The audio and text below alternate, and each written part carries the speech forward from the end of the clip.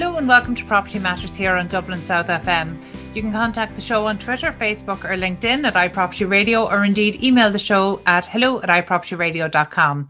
Your host for today is myself, Carol Tallon, and I'm delighted to be joined by Marie Hunt, Head of Research at CBRE. So thank you so much for joining us today. It's been a busy week for your firm.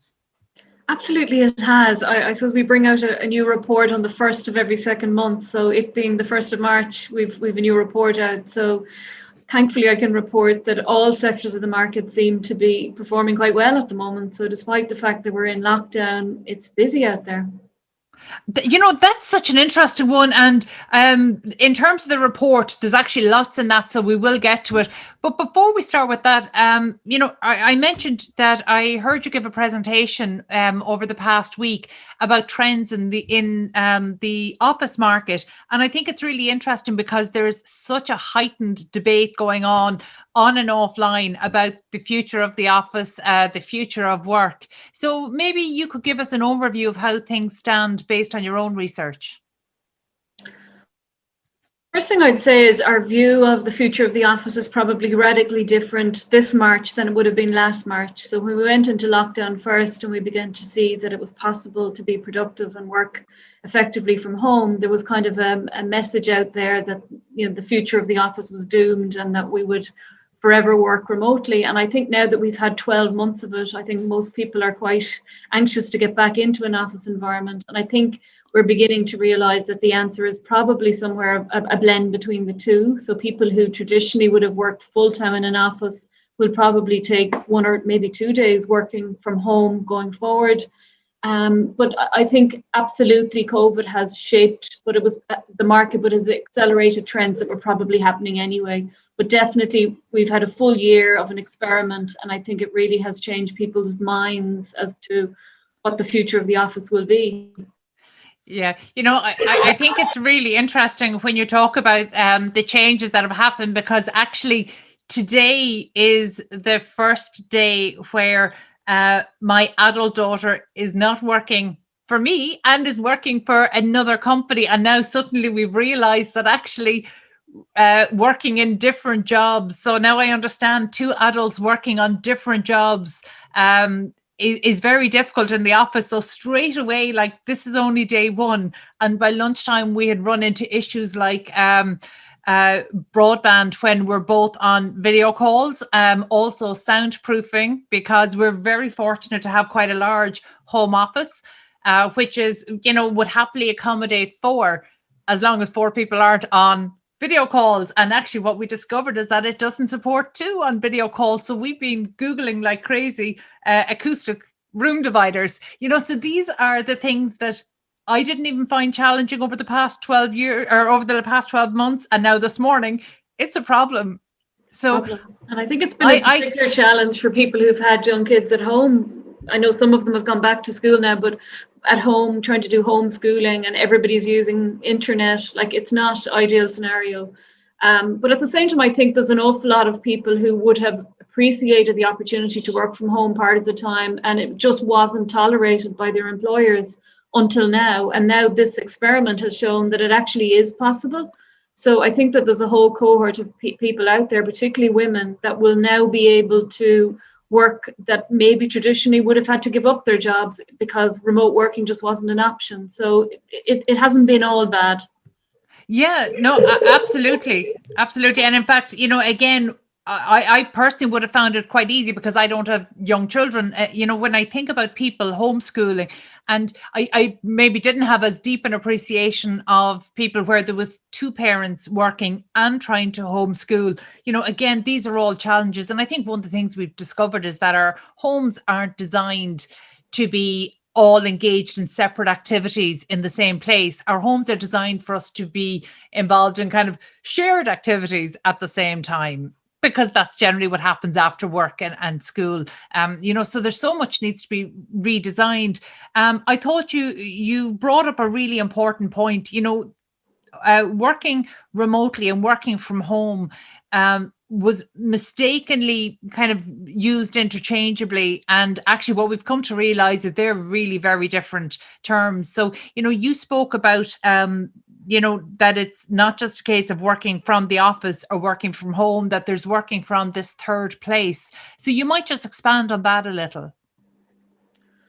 I suppose when we talk about the third place, you're probably talking about flexible office accommodation. So over the last couple of years, we've begun to see operators coming into the market. I think the one that everybody knows is WeWork, and there was kind of a question mark as to how these operators are going to fit into the traditional Dublin office market. But in actual fact, there's huge demand now for flexibility.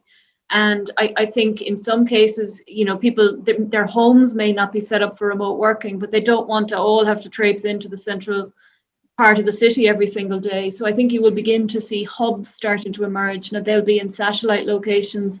In some parts of Ireland, you could see remote working hubs in parts of the country. And that was certainly in the government strategy on remote working that came out in recent weeks.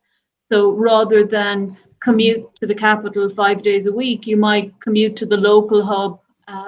But also, I suppose, third place would encompass things like the local coffee shop. If you want to go and use their broadband for a while and have your coffee, you don't necessarily have to be in a particular place between the hours of 9 and 5. The whole ethos of working is changing. And again, this is something that was probably happening anyway, but COVID has just accelerated that trend. There definitely are advantages and disadvantages to that, because actually I'm somebody who was such a fan of getting out of the office, getting into coffee shops. Just life energizes you. It gives you new ideas. As you're sitting there waiting for an appointment, you're watching the world go by, and it's sparking new ideas because you're seeing things that you wouldn't be seeing otherwise. And it's definitely something that I've struggled with myself, these back-to-back Zoom calls. Productivity has shot through the roof. And in fact, only this morning we were onboarding new team members, which is so difficult, much more difficult, I think, for the people who are starting new roles than for ourselves as a company. So one of the things that I'm just so aware of is that, people are starting roles, trying to connect online. It can be really very challenging to try get the full experience and the culture. And one of the things that I found myself, and I think maybe I hadn't admitted it out loud to myself, but actually I found as we were describing kind of the work process over 2020, we've had a huge jump in productivity. Our productivity as a company has actually never been higher. The creativity, it's just not on par. It hasn't jumped in the same rate. How is that going to feed into decisions? People are required for creativity, and how is that going to be catered? I would think there's probably more C's than just creativity. I think collaboration absolutely has to happen in an office environment. And I think where you really see is young people who are starting out, particularly those that have started in the last 12 months and haven't physically met any of their colleagues. Like, that must be extremely difficult. But if you think of particularly younger people coming through an organization, they learn by watching and seeing what's happening. And that just can't happen at home. So absolutely, I think that's where we're going to see most pressure in terms of getting people back physically into an office. But creativity, you're dead right, collaboration, all of these things happen organically when you're in an office environment, and it's much more forced when you're remote. So am I saying you all have to be back in the office Monday to Friday? Absolutely no way. But I think the best optimum is somewhere between the two, and that for particular elements of your role, you will be in the office physically, and in other parts, depending on what your job is, you can do that just as well from home. Yeah. As leaders in this space, CBRE in Ireland are very well placed to see the trends a good while before they're reported on. So from speaking to your clients and from them indeed speaking to their team members and employees, what kind of sense are you getting in terms of how changes, what will the workplace and the office look like, in 2022 and beyond? Yeah, well, I think being part of a global organisation like CBRE, we've had great insight from our colleagues all over the globe, and in particular those in Asia who are a little bit ahead of us in this curve. And I suppose what they're telling us is they're back to the office pretty much full time now, but it's a very different office than what they left. So any of the buildings that are more modern and can allow for greater flexibility, they've moved the furniture around, they've got a lot more space for collaboration, probably less desk space than what they had previously, because certainly everybody's spread out that little bit more. And they do have some colleagues working from home more remotely than that they would have previously. So what you end up with is almost like a net position where you still have the same amount of space, but you've less people physically in the office at any point in time. So everybody's more distanced. And even those that have had vaccinations, they're still reluctant to go back to a hot desking type model. They're much more comfortable having assigned seating. I think one of the things we've said from the very outset is it's too early for any organisation to decide now how much office space they're going to need going forward. I think until such time as everybody's back and you can do surveys with staff and get feedback from them as to who wants to work from home, how many days a week, and is that feasible. That can only be done when everybody's back. And I think, again, there's no one size fits all because it's going to differ from one organisation to another. So if you look at, for example, a law firm, they may not want everybody out on an open floor. They may still want more individual offices. For a company like CBRE, where a lot of our brokers are out and about and traveling at any point in time, we don't need a physical desk for every single one of them every day of the week. But these are decisions that can't be made, I think, until everybody's back in the office first. And then there's a lot of work that has to be done at that point, figuring out how much space is needed. Yeah, and I think that's a very fair point. And it's not just about, I suppose, the company figuring out, as you said, it's about actually surveying people as to how they feel and what's going to work, because I think there has been a shift in priorities. I suppose another big thing this week, the real estate market outlook for 2021 report issued, and it was a bit of a mixed bag, but I think there was maybe some surprise highlights in there, particularly around industrial. So you might just give us an overview on that. I suppose industrial is a sector that investors the world over have been kind of piling into over the last 2 to 3 years. And that certainly was something we were seeing in Ireland too. So both from an occupier and an investor viewpoint. But I think Brexit has really accelerated that in Ireland's terms. So what you've seen is, if you think of a lot of the big retailers, none of their goods would have been stored in country. They would have been bringing everything through a port or an airport. And over the last 2 to 3 years, they've been shifting some of their requirements in country so that they have a certain amount of stock held in country. And if you think back to the shortages that were in the stores this time last year when we went into lockdown first, the whole expectation is to have more stock and inventory held in country going forward to avoid those sort of scenarios. And now, since the 1st of January, you have delays and extra costs and tariffs.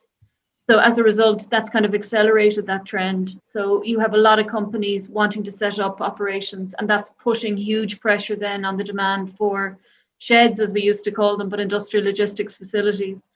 On top of that, you would have had some of the UK retailers that would have closed down their Irish physical stores, but still have a huge Irish audience that want to buy their goods. So they're looking at setting up distribution channels to facilitate online delivery. So they may not have a physical store in Ireland anymore, but you can still buy their goods online. And then last year, the biggest pure play online retailer set up an operation here. And the expectation is that more will start to follow suit there. So it's a sector where there's very limited stock. There's plenty of older 1970s and 1980s sheds around the place, but they probably have a higher value use at this point. But in terms of the brand new logistics facilities that occupiers actually want, there's plenty in planning, but there's actually very few under construction. And all of them, unfortunately, at this point in time are in lockdown because of the construction sites being on hold. So there's huge pent-up pressure in that particular sector. Yeah, and I think that's an interesting one. Because of COVID, and the ongoing restrictions, that's really dominating all of our conversations, and, particularly around the ongoing delays to construction. But Brexit obviously is probably, would it be fair to say that Brexit is playing as big, if not an even larger role in the demand for logistics here in Ireland? I think a bit like I've said on a few occasions now, it's accelerating what was happening anyway. So we were beginning to see a lot of the distribution moving in country anyway. We're beginning to see a lot of different types of operators, like data center operators. and what their needs are so specific. So this demand was building anyway, and I think Brexit has just added another layer of activity to that. And then COVID again, because we were all ordering so much online over the last 12 months, that has fueled that activity as well. So definitely this is a beneficiary of Brexit. And I suppose to some degree, going back to the office market, it also has seen a pickup in activity because of Brexit. Now, it hasn't seen a huge dividend in terms of jobs created, but it certainly has seen a lot of new companies setting up an Irish office and opening maybe a small Dublin office, but the hope would be in time that some of these organisations will grow their footprint here. So both of those sectors have benefited on the back of Brexit. Okay, and it feels quite early to be asking this conversation, particularly while we're still in level 5 lockdown. But I mean, what are the market expectations for 2021? And I suppose coupled with the market expectations, you might just give us some insight into the ongoing investor sentiment, because we know that has been robust up to now, but how sustainable is that? Yeah, I think there's been a bit of frustration because the expectation in January was that the market would kickstart quicker. We knew that there was a wall of capital there. There's investor demand for all sorts of assets, particularly on the multifamily side. But what we have seen is that that's now been delayed because of the additional lockdown, because particularly with the bigger transactions, you're not going to get an investor or indeed their funders to finalize a deal until such time as somebody's actually physically seen the asset. So the fact that you can't arrive here and travel and do inspections is putting a bit of a halt on things. But what we have seen is that the market has adapted so well over the last 12 months. There's a certain amount of activity that can happen regardless. And if we look at the multifamily sector, you can actually do those deals without necessarily having to travel, because you're forward committing to a project that's still a drawing on a map. So those deals can actually happen. So we have seen plenty of activity. The expectation is for a much stronger second half to the year, when hopefully travel restrictions are lifted. But the momentum is building, and there's a lot of campaigns that are being prepped for sale. Maybe the launch dates are being pushed out a little bit now until we're out of lockdown, but certainly the expectation is for a much stronger second half to the year. And I think for that reason, within our report this week, what we've said is, if you are an occupier that's in the office market, looking to lease space, or if you are a retailer looking for, now is a perfect time to be doing that, because you're going to get deals now that probably won't be there later in the year.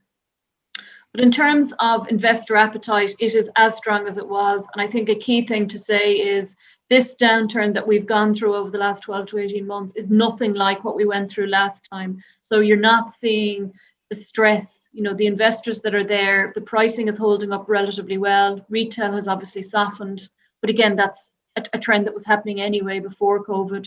But investor appetite is still really, really strong, and particularly on the housing side and around multifamily in particular. Okay, it's great to be able to end an interview on a positive note. That isn't always the case. But again, for anybody who wants to take an in-depth look at that report, the Real Estate Market Outlook report for 2021, it's available on CBRE.ie. That was Marie Hunt, Head of Research at CBRE. We need to take a quick break. Stay tuned.